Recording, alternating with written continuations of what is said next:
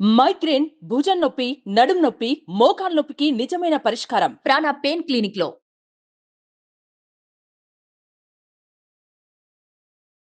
అందరికీ నమస్కారం. Welcome to Suman TV. నేను మీ రమ్య. నవంబర్ మాసంలో 1వ తారీఖు నుంచి 15వ తారీఖు వరకు 12 రాష్ట్రాల వారికి ఎలా ఉండబోతుంది, వారు ఎలాంటి పరిహారాలు చేసుకుంటే మంచి జరుగుతుంది అని ఈరోజు మనకు తెలియజేయడానికి మన ముందున్నారు ప్రముఖ జ్యోతిష్య పండితులు బ్రహ్మశ్రీ నందిబట్ల శ్రీహర్ శర్మ గారు. గురుగారితో మాట్లాడి మరిన్ని విశేషాలు తెలుసుకుందాం. గురుగారు నమస్కారం. వాగర్థ వివ సంపృక్తౌ వాగర్థ ప్రతిపత్తయే జగత్పితరౌ వందే పార్వతీ పరమేశ్వరౌ. సదాశివసమారంభాం శంకరాచార్య మధ్యమాం అస్మదాచార్య పర్యంతం వందే గురు పరంపరాం. ఆదిత్యాయ చ సోమాయ మంగళాయ బుధాయ చ గురుశుక్ర శనిభ్యశ్చ రాహవే కేతవే నమః. శృంగేరి జగద్గురు పీఠాధిపతులకి, కంచి పీఠాధిపతులకి నమస్కారములు తెలియజేసుకుంటూ కార్యక్రమాన్ని ప్రారంభిద్దాం. గురుగారు, నవంబర్ మాసంలో 1వ తారీఖు నుంచి 15వ తారీఖు వరకు మిథున రాశి వారికి ఎలా ఉండబోతుంది?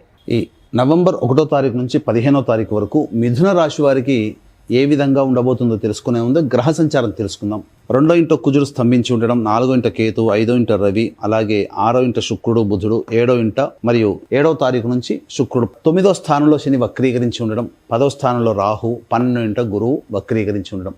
వెరసి చూసుకున్నట్లయితే ప్రధానంగా ఈ గ్రహాల యొక్క ప్రభావము అనుకూలంగా లేకపోవడం, కానీ గ్రహ సంచారం కూడా అనుకూలంగా, అంటే గ్రహాల యొక్క స్థితిగతులను బట్టి కొంత ఇబ్బందికర పరిస్థితులు ఉన్నప్పటికీ ఈ యొక్క సంబంధించినటువంటి రాశి వారికి కొన్ని రోజులలో మంచి శుభ పరిణామాలు చోటు చేసుకోబోతున్నాయి. ఉన్న 15 రోజుల్లో ఒక 6 రోజులు తప్ప మిగతా 9 రోజులు అనుకూలంగా ఉండేటువంటి సమయం. కాబట్టి ఈ 6 రోజులే కీలకం. ఏ 6 రోజులు అనేటువంటిది కార్యక్రమంలో మనం తెలుసుకుందాం, ముందు తెలుసుకుందాం.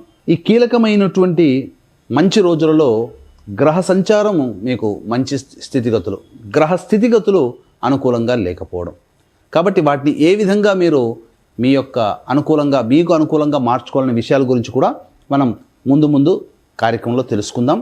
ఇక వీటి యొక్క గ్రహాల యొక్క స్థితిగతుల ప్రభావం వల్ల ఎటువంటి ఇబ్బందులకు పడుతాయి ముఖ్యంగా చూసుకుంటే ప్రధానంగా రుణస్థానాధిపతి, లాభాధిపతి స్తంభించి ఉండడం. ధనస్థానంలో ఏమవుతుంది? మొహమాటానికి పోతే ఏదో అయినట్టుగా మీకు దగ్గర వాళ్ళు అప్పులు అడగడం, తద్వారా మీకు దగ్గర ఉన్నటువంటి డబ్బు ఇవ్వడం, మీకు మీరు రుణగ్రస్తులు అవుతారు. అనగా వాళ్ళ నుంచి డబ్బు తిరిగి రాదు. కాబట్టి ఎంతో ముఖ్యమైన వాళ్ళు అనుకుంటే తప్ప మీ డబ్బును ఎదుటి వాళ్ళకి ఇవ్వకండి. ఈ యొక్క మిథున రాశిలో జన్మించినటువంటి వాళ్ళు. ఇక పంచమ స్థానంలో రవి.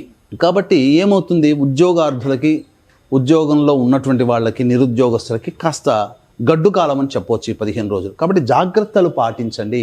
ఈ నవంబర్ 17వ తారీఖు తర్వాత ఈ సంబంధించినటువంటి మిథున రాశి వారికి ఉద్యోగ అవకాశాలు ఖచ్చితంగా వస్తాయి. అప్పుడు ఉద్యోగ బదిలీలు కానీ, లేకపోతే నూతన ఉద్యోగంలో మార్పులు కానీ, లేకపోతే నిరుద్యోగస్తులైతే ఉద్యోగం కానీ, ఏదైనా శుభం అయితే మాత్రం ఖచ్చితంగా జరగబోతుంది.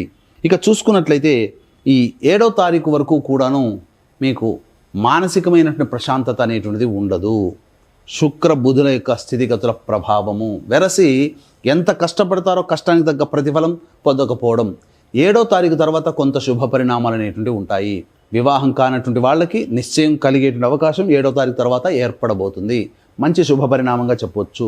ఇక ప్రధానంగా చూసుకున్నట్లయితే మిథున రాశిలో జన్మించినటువంటి వారికి ప్రధానంగా ఈ యొక్క రాహుకేతుల యొక్క సంచార ప్రభావం వలన శుభ అశుభ మిశ్రమ ఫలితాలు అనేటువంటివి పొందబోతున్నాయి.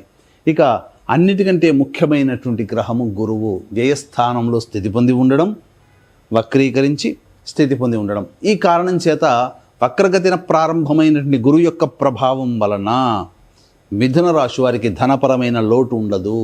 ధనము అన్ని వేళలా సమకూరుతుంది. పెద్దల ఆశీర్వచనలు తరచూ తీసుకోవాలి.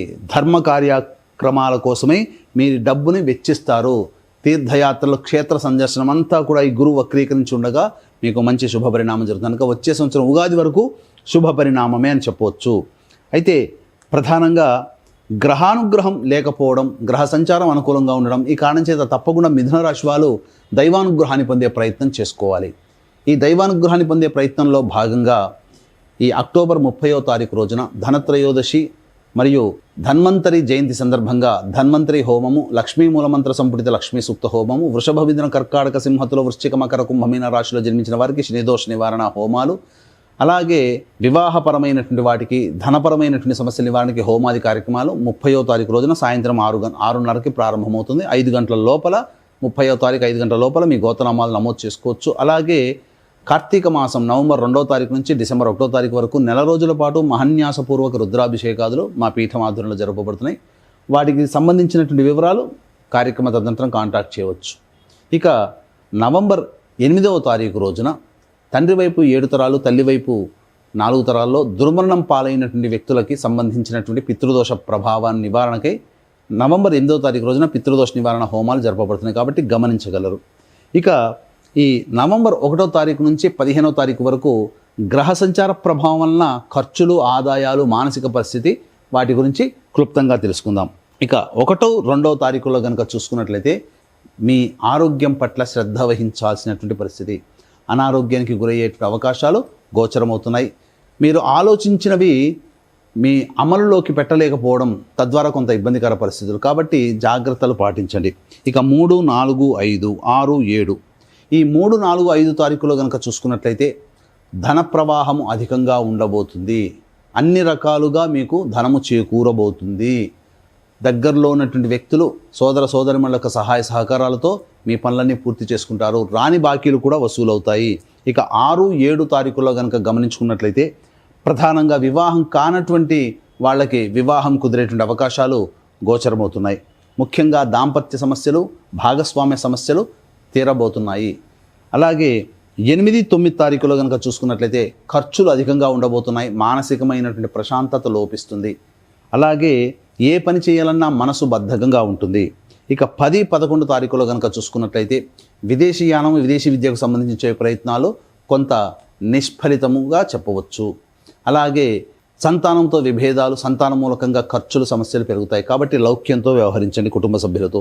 ఇక 12, 13, 14, 15 ఈ 12, 13 తారీఖుల్లో నిరుద్యోగస్తులకి ఉద్యోగం లభించడము, ఉద్యోగార్థులైతే, వ్యాపారార్థులైతే మీ పేరు ప్రతిష్టలు పెరగడం మంచి జరుగుతుంది. ఇక 14, 15 తారీఖుల్లో ఉన్నటువంటి వాళ్ళకైతే సంపూర్ణముగా అన్ని రంగాలలో ఉన్నటువంటి వాళ్ళకి మంచి జరగబోతుంది. ముఖ్యంగా ఈ యొక్క మిథున రాశిలో జన్మించినటువంటి రైతులు కావచ్చు, సాధారణమైనటువంటి మీకు అనుకూలంగా ఉండే పంటలే వేసుకోండి. కమర్షియల్ పంటల జోలికి వెళ్ళకండి. రియల్ ఎస్టేట్ రంగంలో ఉన్నటువంటి వారు ఆచితూచి స్పందించండి. ఎందుకంటే భూపరమైనటువంటి నష్టములు జరిగే అవకాశాలు గోచరమవుతున్నాయి. రెస్టారెంట్, హోటల్ బిజినెస్లో ఉన్నటువంటి వాళ్ళకి అన్ని విధాలుగా, ఫుడ్కి సంబంధించినటువంటి వ్యాపారంలో ఉన్నటువంటి వాళ్ళకి అన్ని విధాలుగా మంచి జరిగే అవకాశాలు గోచరమవుతున్నాయి. గురుగారు, ఈ రాశి వారికి మరింత మెరుగైన ఫలితాల కోసం ఎలాంటి పరిహారాలు చేసుకుంటే మంచి జరుగుతుంది? ఈ మిథున రాశి వాళ్ళు ప్రతిరోజు సూర్యుడికి నమస్కారము, సూర్యాష్టకం 6 సార్లు పారాయణం చేయడం, అలాగే కాలభైరవాష్టకము మరియు సుబ్రహ్మణ్య భుజంగ స్తోత్ర పారాయణం రోజుకి 3 సార్లు ఇవి కనుక చేసుకున్నట్లయితే చాలా మంచి ఫలితాలు కలుగుతాయి. ఇవి ఇప్పటివరకు చెప్పినవి మనకు గోచార రీత్యా ఉన్నటువంటి ఫలితాలు. జాతక కుండలి రీత్యా మీకు సమస్యలు అధికంగా ఉన్నట్టయితే జన్మజాతక కుండలో ఉన్నటువంటి గ్రహాల యొక్క స్థితిగతుల ప్రభావం. కావున దగ్గరలోని మంచి ఉపాసనాపరులైనటువంటి జ్యోతిష్యులను సంప్రదించి వారి సలహాలు, సూచనలు కనుక పాటించినట్లయితే మెరుగైన ఫలితాలు పొందుతారని చెప్పవచ్చు. గురుగారు, మిథున రాశి వారికి ఎలా ఉండబోతుంది, ఎలాంటి పరిహారాలు చేసుకుంటే మంచి జరుగుతుంది అని చాలా చక్కగా వివరించారు. ధన్యవాదాలు. సర్వం శ్రీ ఉమామహేశ్వర పరబ్రహ్మార్పణమస్తు.